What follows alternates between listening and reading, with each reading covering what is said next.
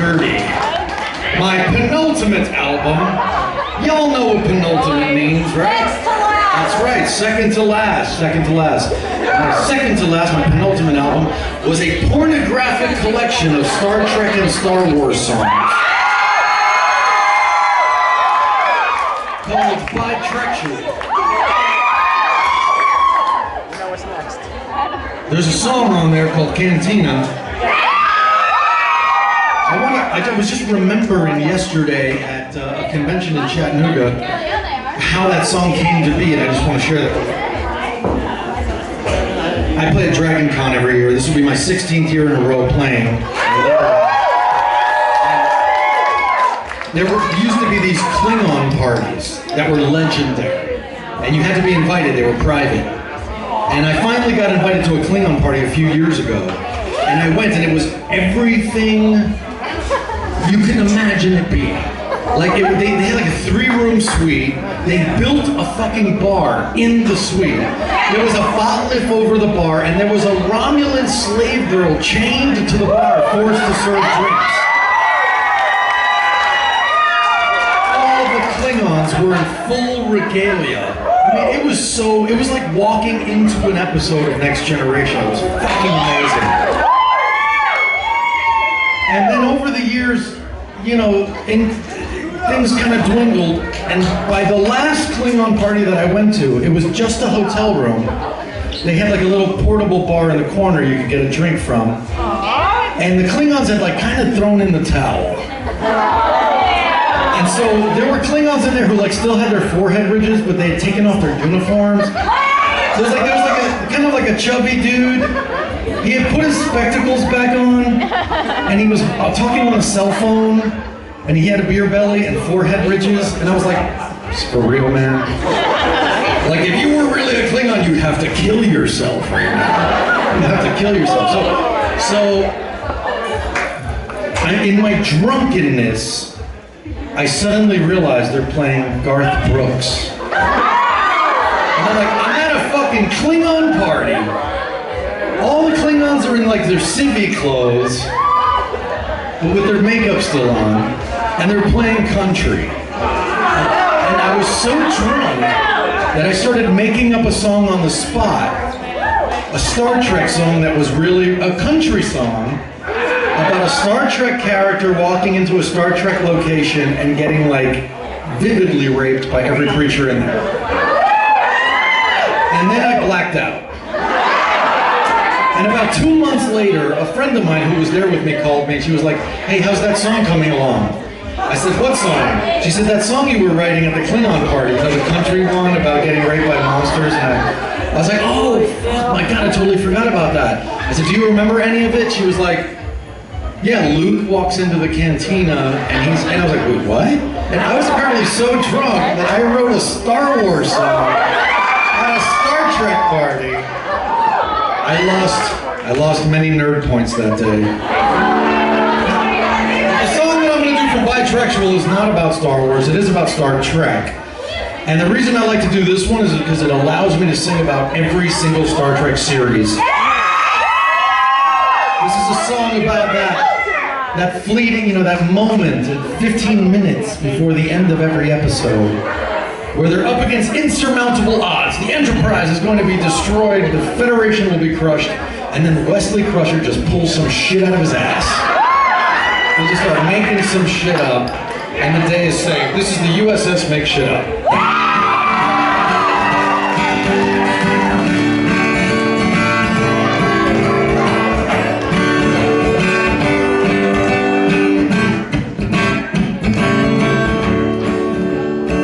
Start from the beginning with the original recipe, original series. I was stranded on a planet, just me and Spock. We met a nasty Nazi alien, he locked our asses up. We found a hunk of crystal and a metal piece of bed. We made a laser gun and shot him in the head. I was standing on the bridge when Sulu came to me. His eyes were full of tears. He said, oh my, Captain, can't you see? The ship is gonna blow. Do something, I beseech. I grabbed a dribble and some chewing gum and stopped the warp for breach.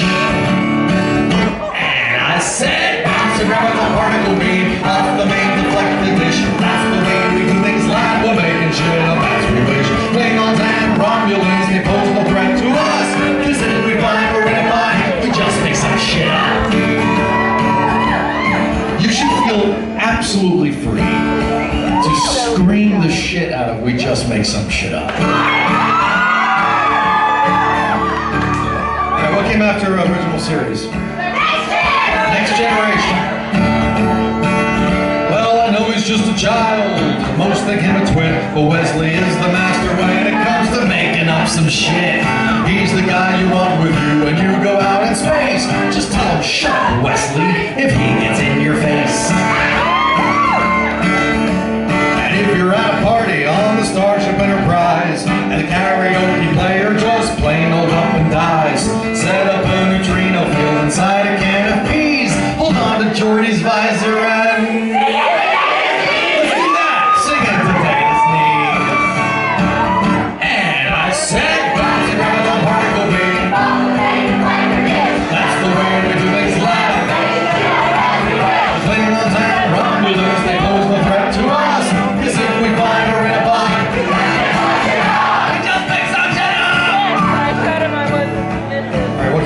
Deep 6 9, yes.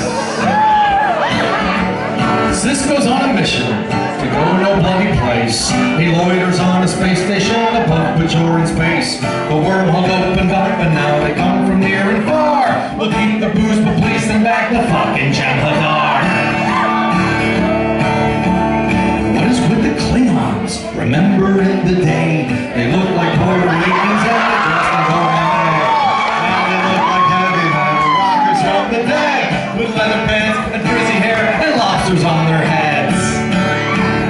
And I said, that's the way we do these live. The Klingons and Romulans, they pose no threat to us, cause if we find we're gonna find. That's right. Alright, what came after Voyager? Well, I was stuck on Voyager, pounding on the door, when suddenly it dawned on me I've seen this show before. Perhaps I'm in a warp bubble, slightly out of phase, because it was way back in the 60s when they called it Lost in Space. We were looking for a way to make the ratings soar, so we orchestrated an encounter with the Borg. Normally you'd think that that would get us into shit, but this one has a smashing ass and a lovely set of tits.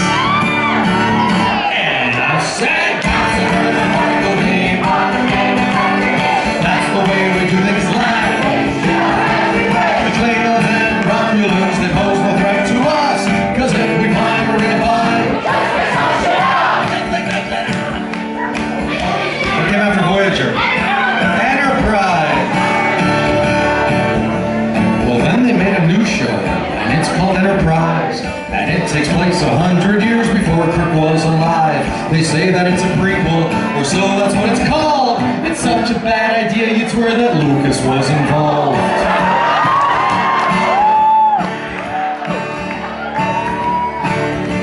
They have a Vulcan female, but she's a nervous wreck. Her ass is sweet as seven's only green, so what the heck? They're in the past, but Klingons have those lobsters on their heads. I'm more confused than Wesley Crusher nude in Tasha's bed. And I said, that's the way we do things live. The Klingons and Romulans, they pose no threat to us, cause if we find we're gonna find, we just make some shit up. Bonus verse. Well, apparently a bigwig up at Paramount must have felt the franchise was stable by all accounts, because they hired J.J. Abrams to give the thing a shove. I feared that he would mock and mangle everything we love. Well, I went to the movies, and there, much to my shock, there were hunky models playing Kirk and Spock. Vulcan's been destroyed, and the timeline has been crushed, so someone tell me why I love this film so fucking much.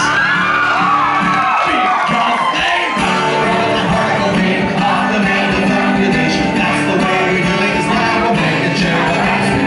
Klingons and Romulans, they pose no threat to us, cause if we find we're in a bind, we're totally screwed, but never mind, we'll pull something out of our behind.